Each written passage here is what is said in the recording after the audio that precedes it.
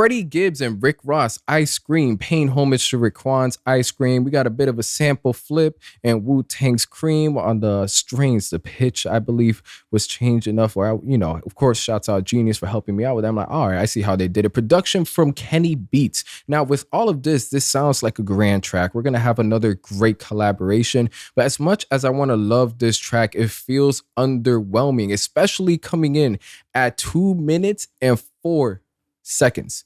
2 minutes and 4 seconds is way too short to have Freddie Gibbs. A lyricist like Freddie Gibbs and Rick Ross, it's criminal. It's criminal that this even happened. Now, going on from here, going into the hook, Lazy giving me Coil Ray PTSD flashbacks whenever she was going on her blick blick hook. Dope boat goes skirt skirt. Yeah. 34 for that work. Yeah. You think it sounds bad with me. Freddie Gibbs, as much as I want to say he was able to force it, it still sounds pretty awkward. It lacks a bit of rhythm. And coming in at 2 minutes and 4 seconds is like, damn, you really don't have much time to hook me back in. He does enough with his verse later on. But when you got Rick Ross on here, your recent track, your first collaboration together with Scotty being produced by The Alchemist, that's a hell of a track. And this is what both of you guys are going to serve us is a bit disrespectful, feels a bit lazy, especially with the momentum Freddie Gibbs has been establishing. By the way, this is going to be on Soul Sold separately, Freddie Gibbs' upcoming album. I would scrap it. Now, don't get me wrong. You could sort of deal with it. Big Boss Rabbit, I want to mention it because the hook on there, you got the rhythm, you got the catchiness, you got the jabs and punches that do the damage. But this is a little bit of fluff going on right now. The verses, as much as I love the tone and delivery that gave off, you get the Freddie Gibbs energy, has a bit of fluff too, and some verses that I expect better. But going on from here, nigga took it from the box Chevy to the Bentley Coupe, all night serving hard white. Nigga P. Miller in a Dickie suit. We got the Coke bars already, but a bit underwhelming. Boss shit, fucking your bitch. I just put a baby in a nigga boo. Let me tell y'all, that's an expensive 18-year contract. Don't do it. Freddie could potentially get away with it, but don't do it.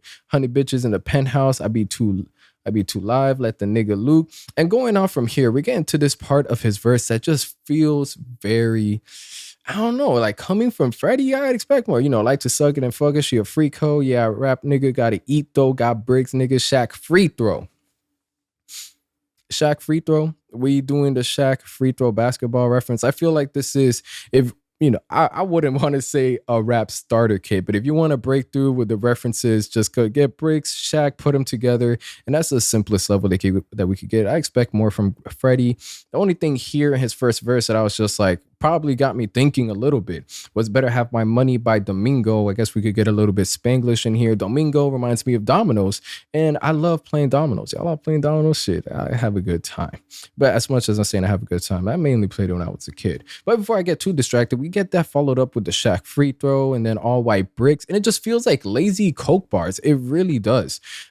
Just hearing this, and then on the hook, serve my neighbors 34 flavors. I got ice cream, yeah. But when we get into the actual verses, it's just like, there ain't no flavors, Freddie. You probably got at tops 2-3 flavors, but it just feels a bit, I wouldn't want to say lazy because he's able to rap it pretty nice, but it could have been, you could have had a lot more depth. Could have had the 34 flavors you rapped about on the hook. Now, again, this is a track that I want to love. I do enjoy, but that's because I'm a Freddie Gibbs fan. I'm a fan of Freddie Gibbs. Been bumping him for a while. Been bumping Rick Ross too. So even at their, I would say minimum, it's still enjoyable to me. I don't think this is a garbage track. But 2 minutes and 4 seconds, man, it really is just disappointing to say the least. Going on from there, we get the hook again. That's just a bit painful. As much as it's sounding like I'm suffering more and more while I'm reading this along. It really isn't that bad. It isn't that bad. It gets some type of energy going when you're listening to the track. Rick Ross, this was very, how can I explain it with Rick Ross? Underwhelming as well. I guess underwhelming would be a great word for this review right here. When it comes to getting money, nigga, we the best. Put a chopper on you pussies with the GPS. Getting dressed up for the club just to be with the rats. Never speaking with you niggas because we speaking facts.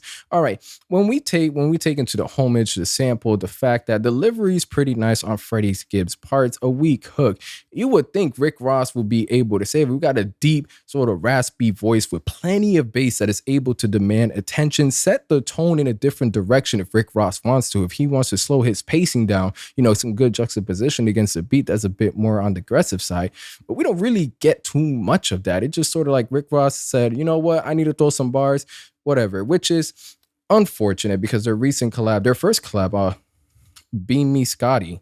No, Beam Me Scotty, I know I'm thinking about Scotty Beam, produced by The Alchemist, a luscious, rich filled track with plenty of verses between both of this. And this right here felt like, all right, let's just throw something together.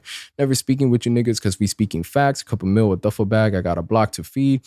From here, $20 Balenciagas. I ain't wear them yet.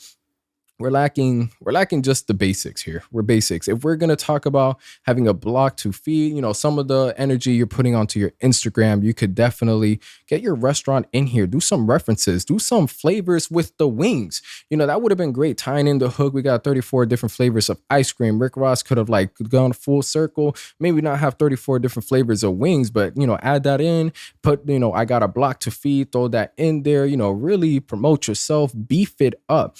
And when we say $20 Balenciagas, I ain't wear them yet. It's like, don't get me wrong, Balenciagas are flex, but a lot of them just, if you're flexing $20 Balenciagas and that's it, I mean, is it exclusive? Can we at least describe the detail on the shoe and tie it into something else that's luxurious? Does it have crocodile skin? Her new boyfriend keep asking where you met him at? Ha. That's anyways, to wrap it up, I would say Freddie Gibbs, Rick Ross, ice cream is an ice cream truck with two flavors.